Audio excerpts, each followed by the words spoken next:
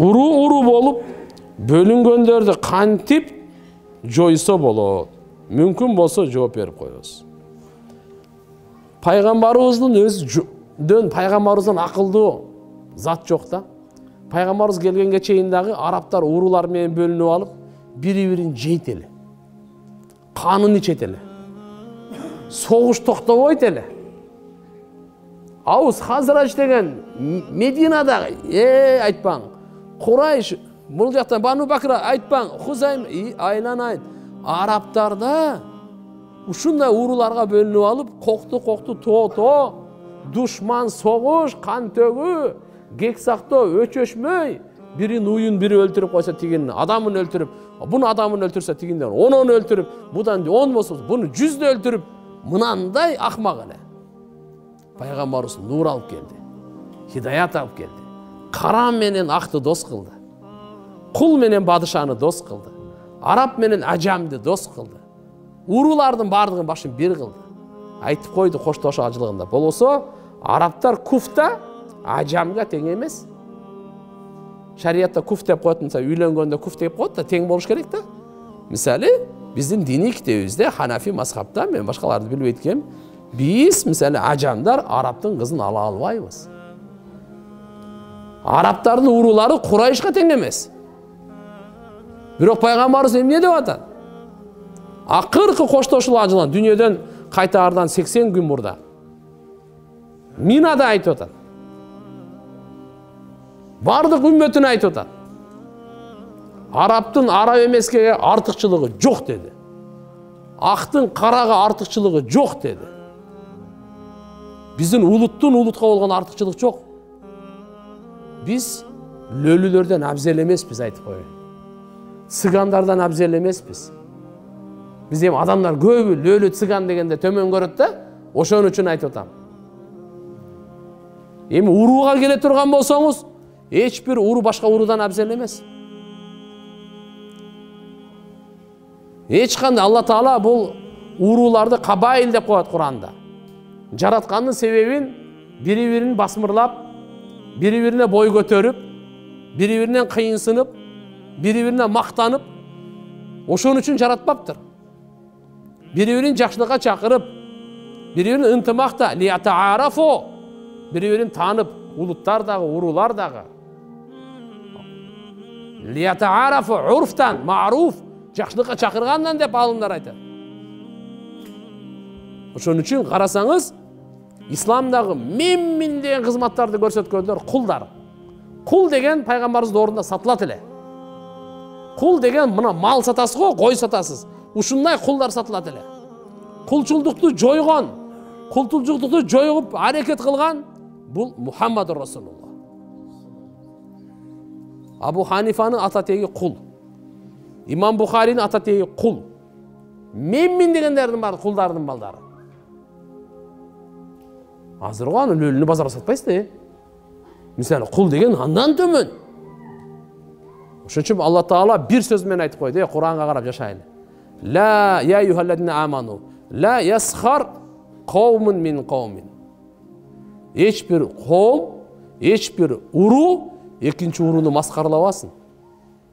Үстүнөн күлүп, үстүнөн мындай кыйынсып, шылдыңдап, андай кылбасын.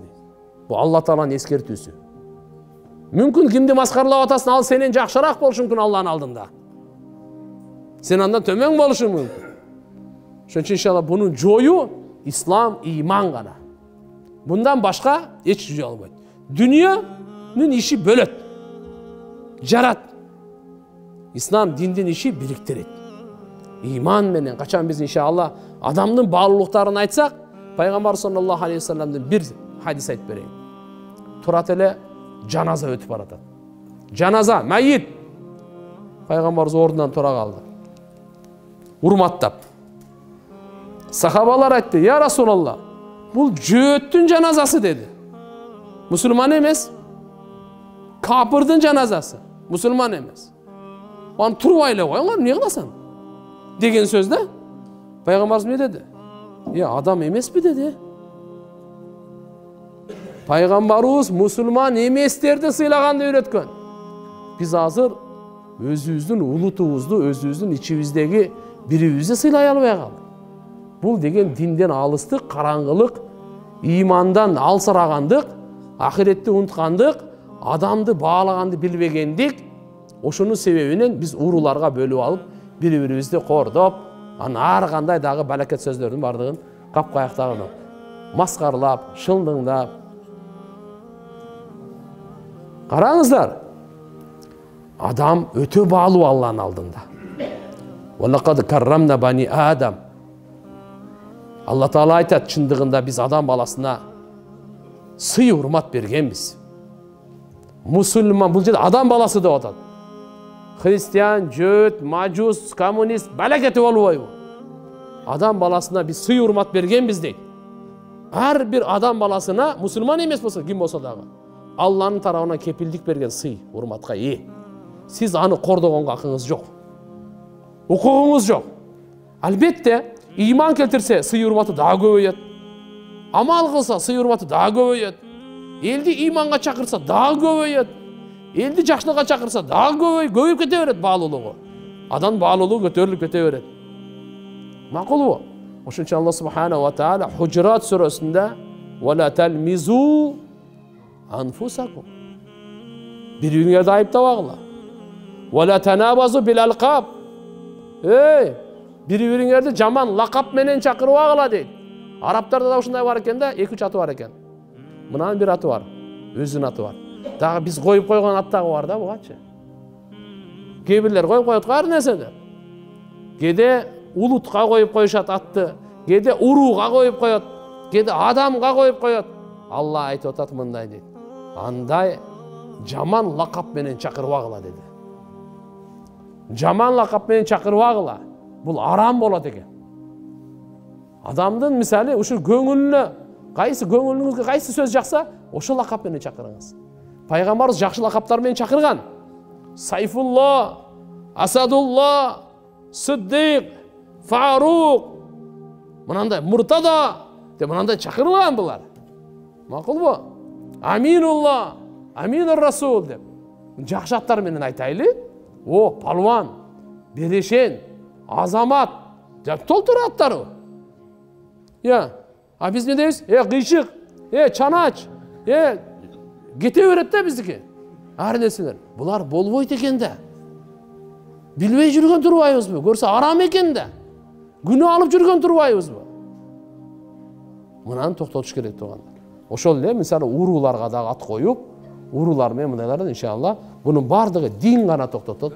Мечит ошон үчүн саптарга келгенде баардан хамдулилла Аллахтын үйүндө баарыбыз тегиз туруп, бири-бирибизге дуа кылып, жакшылык кылсак, жакшылыкка чакырып, баалуулуктарды айта берсек, бардыгы иншалла кетет. Соодагерлерге берген кеңешиңиз, соодагерлер азаматтар, пайгамбарлар менен чогуу тирилишет иншалла. Бирок эки иш кылыш керек. Аманаткөй болуш керек. Чынчыл болуш керек. Ошолор ким соодасында чынчыл болбосо, аманаткөй болбосо, пайгамбарлар менен эмес, ал фираундар менен чогуу тирилет ал. Пайгамбар саллаллаху алейхи ва саллям ат-тажир, тижарат кылган соодагер, ас-садиқул амин, чынчыл аманаткөй, соодасында алдабайт. Бирөөгө калп айтпайт. Бирөөнүн аманатына кыянат кылбайт. Кыямат күнү пайгамбарлар менен тирилет деген. Эгерде Кудай сактасын, арам иш кылып, алдап, салдап, азыркындай болсо, чатак анда ахирети өлдү анык. Кеңешим ошол. Чек араны чечүүнү кандай маселеге көңүл буруу зарыл? Биздин колубуздан дуа келет азыр. Жек көрбөйлү. Өзгөчө мына сиздер чек арада турасыздар. Сиздердин ынтымагыңыздар өтө маанилүү. Бир үйдүн ичинде ынтымак болбосо, кошуналардын ортосунда ынтымак боло эле. Бир айылда ынтымак болсо, чек арада ынтымак боло эле. Биз биринчи өзүбүздүн үйүбүз, жашап аткан айылыбыздын ичинде ынтымак болсун. Чек ара маселеси боюнча дуа кылайлы. Жетекчилерибиз турат, айткандар машаалла. Алар иншалла биз аралашпай, ошолор жакшылыкка эртерээк чечиш керек. Мен мурда дагы айтат элем.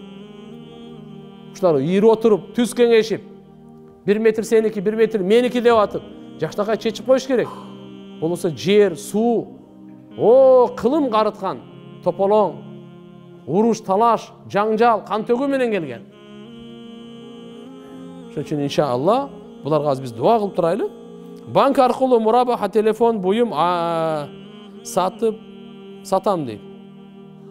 Сайын сатам, буюм тайын сатам дейт, сатам. Ошол туура элеби?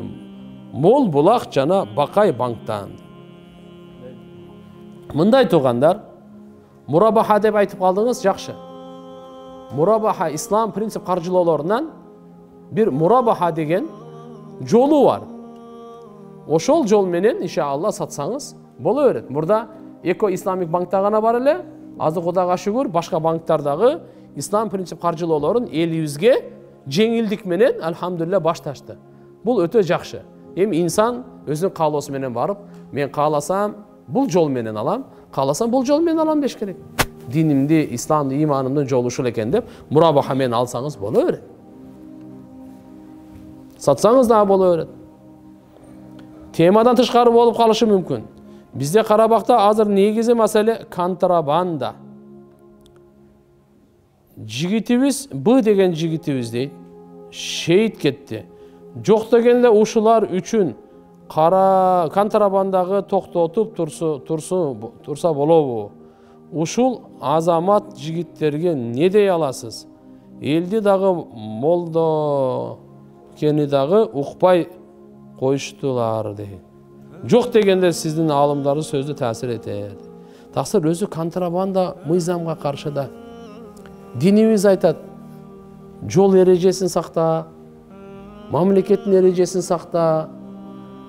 Бул шариятыбыздын укугу. Мисалы, кызылдан өтүп барып туруп бирөөнү уруп, автомашина менен өлтүрсөңүз, атайлап өлтүргөнгө кирет. Атайлап өлтүргөндүн жазасы кысас.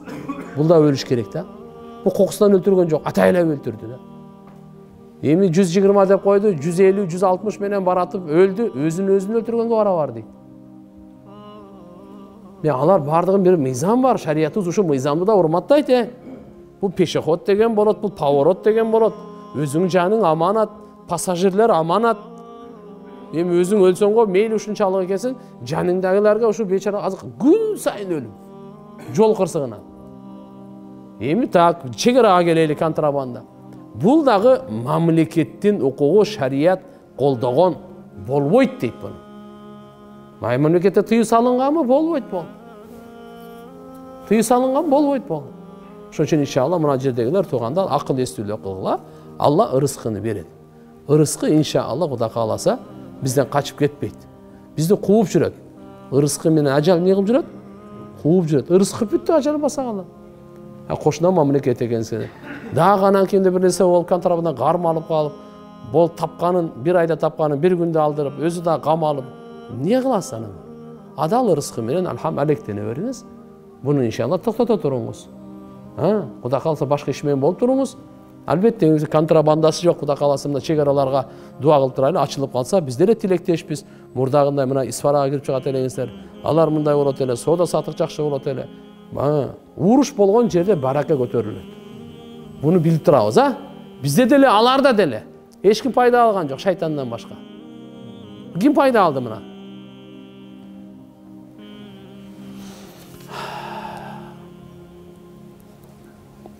Амин. Мен суроом мындайча.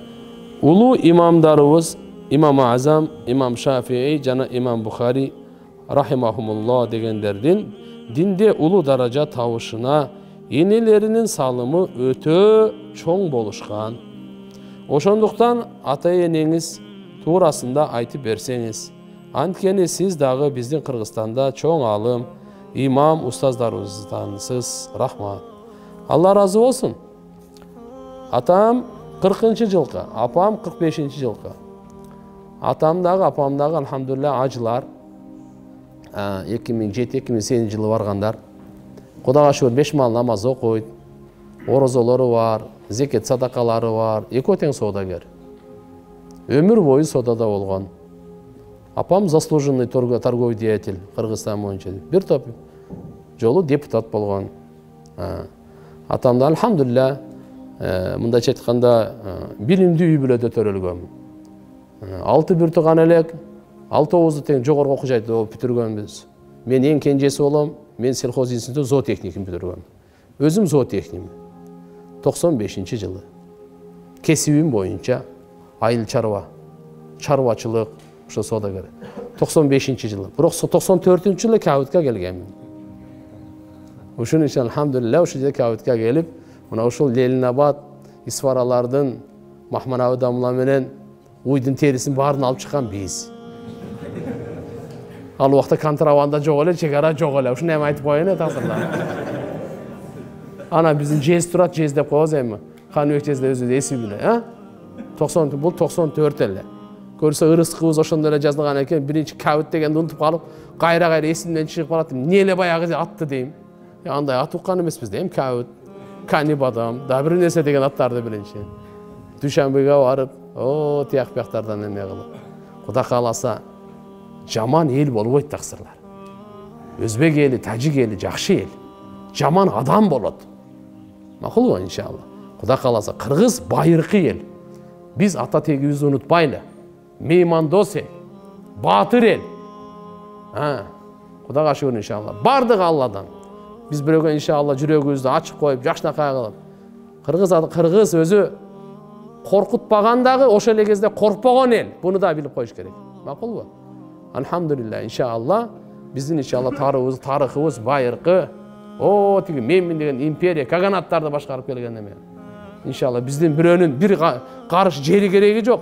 Бирок бир карыш жерди да бербейбиз, башкалар да билип алыш керек. Макулбу? Ошон үчүн иншалла алхамдулилля биздин ата-энебиздин тарбиясы ушундай болгон. Атамдын сөзү бар эле, дайыма айтат эле. Балам алдаба. Чоң атамдан калган сөз, чоң ата деп биз атанын атасын айтабыз. Түз тозбойт, кыйшы козбойт дейт эле. Болду. Эч кимге пут тоспо. Көрө албастык кылба. Түз адам эч кимди тоспойт. Кыйшык эч качан сизден оза албайт. Андан кийин атам гана эми ушу Советтер өкмөтүндө соодагер болуп калды. Чоң аталарым жети өтөң алым болгон. Таята тарамдарында да бардыгы да. Молдо Термечик деп Кудайыр хандын доорунда ушул нар жака өрөндүп караган. Кудайга шүгүр, алхамдулилля, ахли илимдин урпактарынан келип иншалла. Албетте туура айтасыз.